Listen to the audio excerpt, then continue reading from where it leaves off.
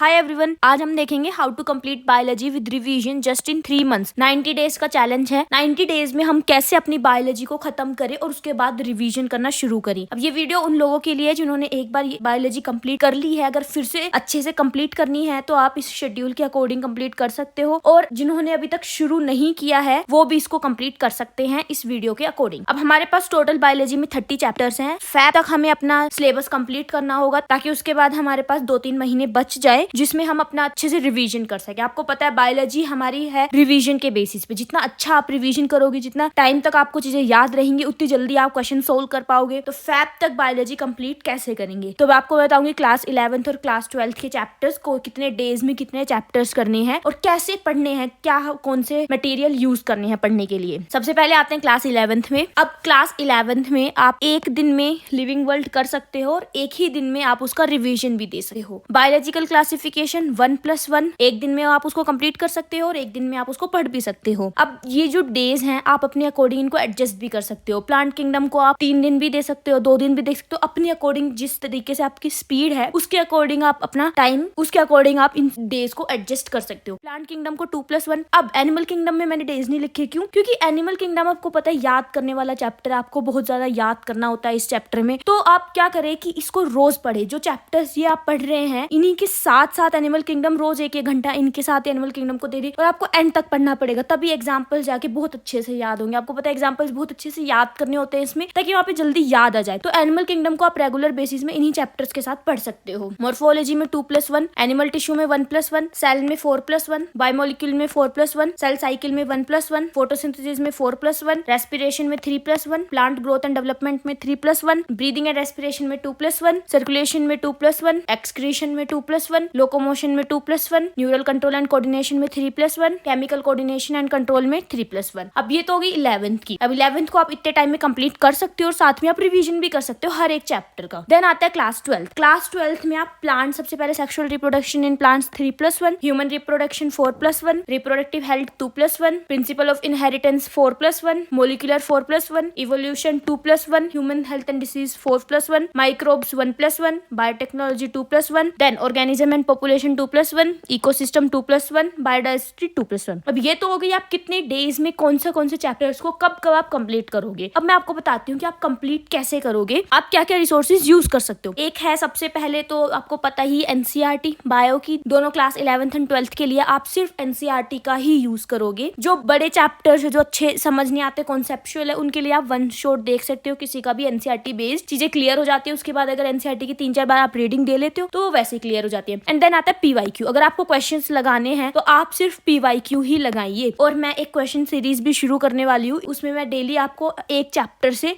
उसमें आपको डेली मैं हर एक पेज से 4-5 क्वेश्चंस बना के दिखाऊंगी एनसीईआरटी का, और वही एग्जाम्स में आ जाते हैं, तो उसको आप लगा सकते। आपको एन नंबर ऑफ बुक्स पढ़ने की कोई नीड नहीं है, एक बुक इनफ है। अगर आप बहुत सारी बुक्स पढ़ते हो तो एग्जाम में आप रिटेन नहीं कर पाओगे। और मेन जो काम होता है एग्जाम में, हमारा बायो को जल्दी जल्दी सोल्व करना होता है, क्योंकि हमारे पास बायो में ही मैक्सिमम पोर्शन होता है और एक क्वेश्चन के लिए 1 मिनट होता है, तो सोचना भी पड़ता है क्या आंसर आएगा क्या नहीं। तो उसके लिए आपको रिटेंशन पावर आपकी बहुत ज्यादा होनी चाहिए। और वो ज्यादा कब होगी, जब आप एक ही बुक को बार बार पढ़ोगे। और वो एक बुक कौन है, एनसीईआरटी। और कोई भी बुक आपको पढ़ने के लिए यूज नहीं करनी है, सिर्फ एनसीईआरटी ही फॉलो करनी है। एंड जो नेक्स्ट थिंग आती है वो आता है रिवीजन। मैंने इससे पहले केमिस्ट्री के ऊपर भी वीडियो बनाई थी जिसमें केमिस्ट्री को 60 डेज में कैसे कंप्लीट करोगे वो चैलेंज था आपके लिए। अब आप उसको देख सकते हो, तो केमिस्ट्री को भी साथ साथ बायोलॉजी के साथ साथ कंप्लीट करने के लिए। अब आपको पता है हमारे पास बहुत कम टाइम बचा है, हमारे पास मैक्सिमम 6 मंथ्स ही बचे हैं, और इन्हीं में हमें अपना सिलेबस भी कंप्लीट करना है, हमें रिवीजन भी करना है। तो ये आपके लिए परफेक्ट स्ट्रेटेजी है। अगर आप इसके अकॉर्डिंग अपना सिलेबस कंप्लीट करते हो तो आप इजीली जैन एंड तक अपना पूरा फिजिक्स, केमिस्ट्री, बायो तीनों का सिलेबस कंप्लीट कर सकते हो, और उसके बाद आपको बहुत ज्यादा टाइम बच जाएगा रिवीजन के लिए। अगर आप अभी से मेहनत करना शुरू करते हो तो अगले 6 महीनों में आप अपना पेपर इजीली निकाल सकते हो। अगर आप बहुत अच्छे से कंसिस्टेंसी, डेडिकेशन, जो मैंने लास्ट वीडियो में बताया था आपको, अगर वो 3 चीजें जो आप फॉलो कर लेते हो तो आप 6 महीनों में पेपर निकाल सकते हो। बस आपको चाहिए मेहनत और परफेक्ट स्ट्रेटेजी, जो कि मैं आपके लिए बना रही हूँ। मैंने केमिस्ट्री की बनाई, ये आपके लिए बायोलॉजी की है, और फिजिक्स की भी मैं जल्द ही बनाऊंगी। तो आप इसके अकॉर्डिंग अगर आप चलते हो तो जैन तक आप अपना सिलेबस पूरे तीनों सब्जेक्ट्स में कंप्लीट कर लोगे, और उसके बाद रिवीजन के लिए भी आपके पास काफी टाइम बच जाएगा जिसमें आप रिवीजन कर सकते हो। तो बस अब आपको क्या चाहिए, आपके पास स्ट्रेटेजी है, बस आपको अपनी मेहनत डालनी है, आपको अपना डेडिकेशन दिखाना है कि आप किस तरीके से सिलेबस कंप्लीट कर रहे हो। बस 3 महीने हैं, 3 महीनों में सिलेबस जल्दी जल्दी कवर करो। अगर आपने अब दिसंबर भी निकाल दिया उसके बाद तो फिर सिलेबस करना आपके लिए इम्पॉसिबल ही हो जाएगा, क्योंकि दिसंबर के बाद तो एक ही महीना जैन तक का बचता है, उसके बाद तो रिवीजन करना ही करना है, टेस्ट सीरीज मॉक पेपर्स तो देने हैं। तो बस यही टाइम है जब आप अपने मार्क्स को बूस्ट कर सकते हो। तो बस स्ट्रेटेजी फॉलो करिए। थैंक यू, स्टे कनेक्टेड, लगे रहो, मेहनत करते रहो, इस बार सीट लेके ही जानी।